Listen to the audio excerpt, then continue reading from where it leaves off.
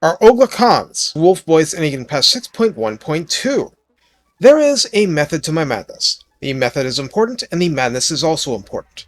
I waited to do Bandits of the Silver Road for so long because I wanted to explain fire synergy in the context of Chaos Dwarfs.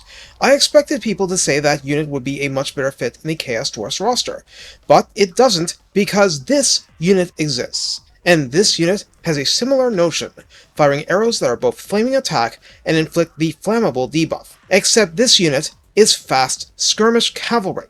In other words, it is absolutely and completely awesome. Recruited for 875 gold and 213 upkeep. On Ultra this gets you 60 raiders, and 4,260 health is spread between them.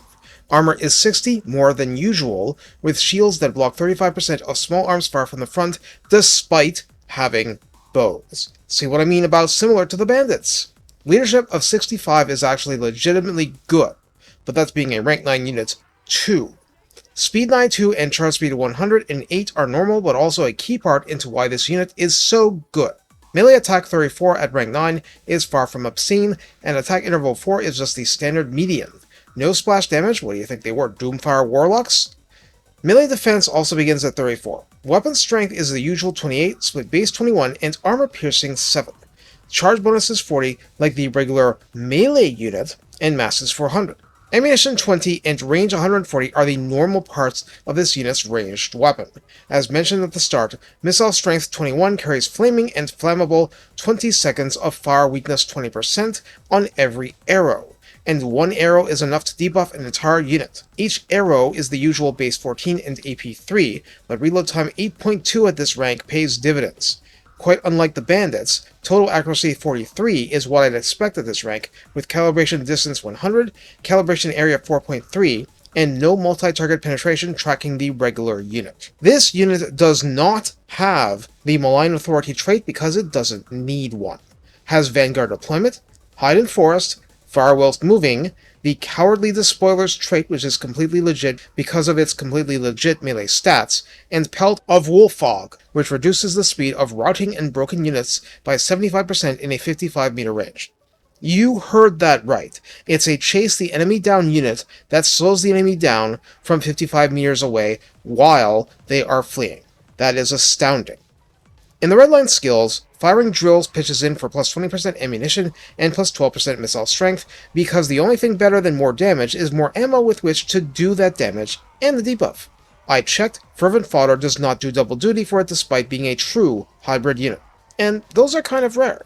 At rank 7, Lucky Lackeys provides its usual plus 10% speed, plus 5 melee attack, plus 12% missile strength, and 10% ward save, available anytime for the rank 9 RoR, and all of that is really good for this unit.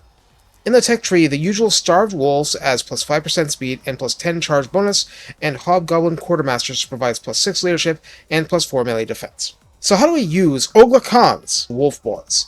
This unit synergizes with half your entire roster. All of your roster with a Flaming Sword of Ruin being used. Not only that, it has the speed, hide in forest, and Vanguard deployment to export flammable debuffs right to the face of the enemy. If the enemy doesn't have something conveniently placed to wipe them out, and that same enemy can be hit by something at long range like a magma cannon, that something is going to be in a world of plus 20% more hurt. That is how you use the Wolfboyz. You're paying more than the Bandits of the Silver Road because the potential benefits are not just higher in general, but higher by quite a bit in terms of the natural roster synergy. Kindle Flame is just racking up the score at that point. It's not like this unit lost its ability to do endless amounts of other light cavalry things, able to mix with the melee and missile versions of Wolf Raiders seamlessly. Even better, it's able to run down fleeing units like some of the best in the entire business. Your overseers will understand the true value of this unit from all these laborers brought back for your use for all your economic needs. The gears of war must be constantly greased. I'll give the obligatory shout out to Gordu's Backstabber, but I like this unit so much for its synergy with proper Chaos Dwarf units, absolutely including Fireglaives, that I'd probably reserve it for that. But in the end, it's up to you. This is a case where it's genuinely a shame that you can only bring one. Though, even for Chaos Dwarfs, that would smack of being unfair. Take care, and have fun setting the world, plus 20% more on fire.